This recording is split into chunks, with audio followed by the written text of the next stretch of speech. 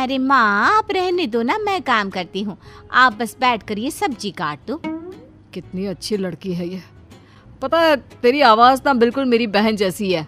वो भी ऐसी है। हम लोग भी ना अच्छे घर के हैं भाई, लेकिन क्या करें, माँ का मकान भाभी ने चालाकी से अपने नाम करवा लिया और फिर हम लोगों को घर से निकाल दिया। हम बेचारी काम की तलाश में भटक रही थी। हाय रे, मैंने क्यों उस करमजली के नाम घर कर दिया। भाई पहले तो मुझे उसने नौकरानी बनाया और फिर धीरे से घर से निकाल दिया।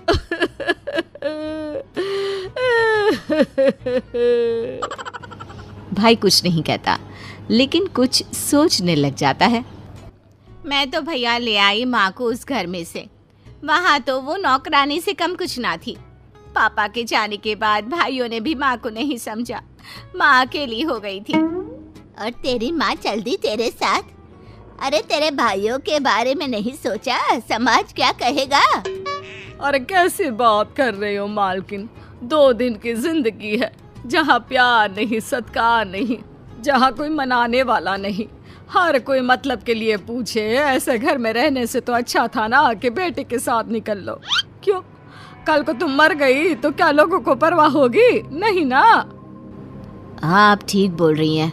जो बेटे सिर्फ घर के लालच में माँ को प्यार करे और घर में माँ का दर्जा नौकरानी वाला हो, ऐसे घर में उस माँ को नहीं रहना चाहिए। अरे कैसी बातें हो रही है यहाँ? काम करना है तो करो, नहीं तो निकलो। अरे नहीं नहीं मालकिन, वो तो भैया हम लोगों की कहानी पूछ रहे थे तो बस। अरे काम तो करना ही है ना। दोनों सास बहू काम पर लग जाती है, लेकिन दोनों बेटों को सोचने पर मजबूर कर देती है। वहीं छोटी बहू, ऐसा है माँ जी कि अब आपको कोई काम धाम तो है नहीं, तो हरिद्वार क्यों नहीं चली जाती?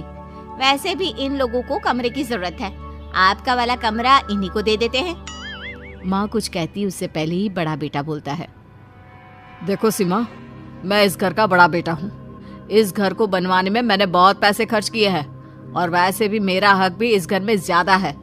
तो क्यों ना तुम्हें निकल लो इस घर से। तुम्हारा कमरा खाली होने के बाद मैं उसे इन लोगों को दे दूंगा। बिल्कुल भैया, वैसे भी माँ के लिए ऐसी सोच रखने वाली औरत मुझे नहीं चाहिए। पारुल और उसकी सास मन ही मन खुश होते हैं। अच्छा, अब हम लोग चलते हैं, हम लोगों का काम हो गया। अरे कहाँ चलते हैं? और अब घर का काम कौन करेगा? तुम दोनों। और नहीं कर सकते तो निकल जाओ इन दोनों के साथ ही। पारुल और उसकी सास घर आ जाती हैं और मायके में भाभियां काम पर लग जाती हैं।